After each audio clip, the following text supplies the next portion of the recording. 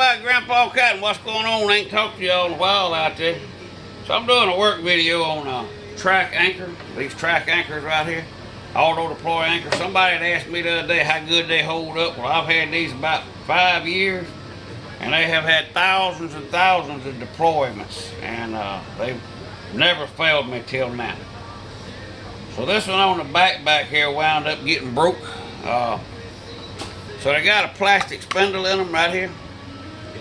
So what they actually do is whenever you drop your anchor on auto deploy, they go down and then they kind of roll out a little bit inside this bracket, and that lets the line out, but when it hits the bottom it springs back and cuts it off. That's how they kind of let a little line in and out till they get rid of it and you stop them.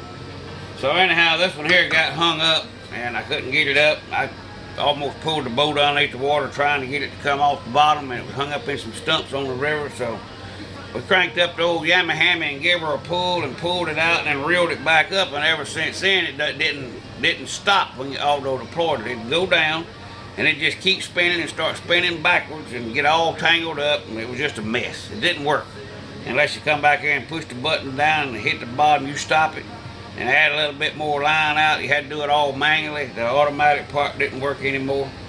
So what I found when I took it apart was this piece of plastic made in China. This little spindle here was broke. So it was broke in two, so it wasn't operating like it's supposed to. So I ordered a new one from Defender right here. That's the name of them, Defender. So if you got problems with your Trac anchors or any other kind of automatic anchors, this is where you get your parts from. They're out of Canada. They're the only company that sells them. The only company you should buy from, I guess. So really, these things are simple to take apart. This one's already apart. Just got a shaft in it. So we're gonna put the shaft back in it on this side. Over here on this side over here, you got a shim that goes in it, which little blue shim. Put the shim back in it. We're going to try to do this quick.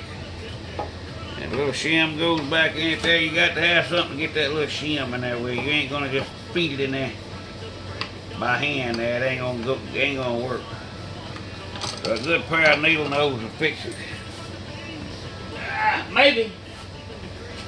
I don't know why they got to make them so complicated. I guess we don't work on them, I'm assuming. There it is. I got her on there. Then you just kind of feed it back into the switch over here. You see how that thing moves back and forth? Can y'all see that? Let's see. We'll get you down. See how it moves back and forth? That switch is what cuts it off. So once you get it back in place, you just simply come up here and put your motor back on. I mean, like I said, it's a simple procedure. It ain't no rocket scientist to fix them. We're going to have to turn this shaft a little bit. Shaft back in there. Get the bolt back in, I guess. Yes. Alright, goes right there. So we got it locked back in place. It's all ready. You just got just a couple of screws on here you put on it. Nothing major. Nothing like rocket science surgery. And it goes back together real easy. And before we complete this little task, we're going to reel it up. Reel all the line back up on it. But I tell you what, if y'all don't have it, I've had a lot of people get these things because I got them. And I'm going to tell you something, we have put them through the test. And when I say we put them through the test, we have put these rascals through the test. And every kind of water imaginable. Salt water, fresh water, you name it, we have put them in there. And this is really the first time that I have ever had any issue whatsoever out of the Trac anchor. But you know, Defender was pretty nice. I mean, I ordered the wrong part, so you basically got a 3-inch wheel and a 4.5-inch wheel. So make sure you order the right one, because I ordered the wrong one, and when I did, they charged me back for shipping, which is, you know, I can't fault them. I mean, it wasn't their fault that they sent the wrong one. But that right there is a done deal till we put the cover back on. Let's see. We're going to roll her back up. get all the line back up on it. Well, if I get it straight, but I'm glad to have my little anchor back here, because a lot of times when I'm fishing, especially if I'm by myself and I want to stop the boat, if I catch a fish and want to stop it, I just drop this back anchor. Somebody asked me why I didn't put the poles on the back of the boat. Well, number one, them poles don't go down in deep enough water. So if you're in deep water fishing and you want to stop, them poles, they only going to go down so far, and these auto deploy anchors, they will hit the bottom. It don't matter if it's 100 foot of water.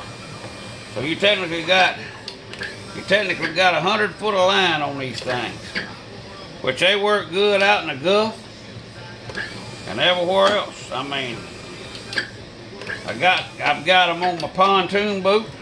Somebody said, well, they won't hold a big boat. Well, they hold that 20-something foot pontoon boat out there.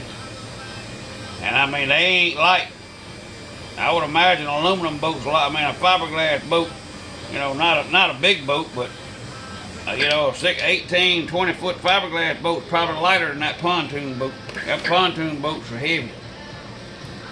But, you know, don't be scared to take stuff apart, because I'm going to tell you, a lot of stuff is just simple, common sense stuff, the way it's made, the way it's put together, and it just takes just a little bit of common sense to do your work on.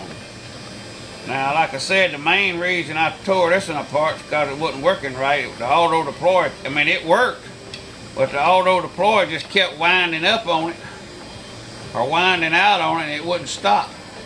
And you don't want it to do that. You want the anchor to go out and stop and let a little bit out of the time like it's supposed to. But I'm well satisfied with these anchors, even if I got to work on this one. They got 100 foot of line on them. Yo, there it is. Reel it up here. Now, if this thing's works the way it's supposed to work, so as I put the new parts in it, when it drops, it's supposed to stop. So here we go. Let's see what happens. Hey, it works. So as your boat moves and it pulls this, see, it feeds a little bit of line out of the time with that switch. So if your boat's drifting, it'll do just like this, just like it's doing now, until you stop it. And all you got to do is say, as the boat drifts, it'll keep feeding out line until you stop. Once you stop it, say it don't feed out no more line. Now y'all just worked on a electric anchor with me, and it was just that easy and that simple to make it work again. Y'all don't throw your stuff in the garbage. Take it apart and take a look at it. You may find out you can fix it yourself. Hey, you got this from old Grandpa Cotton? I'm gone.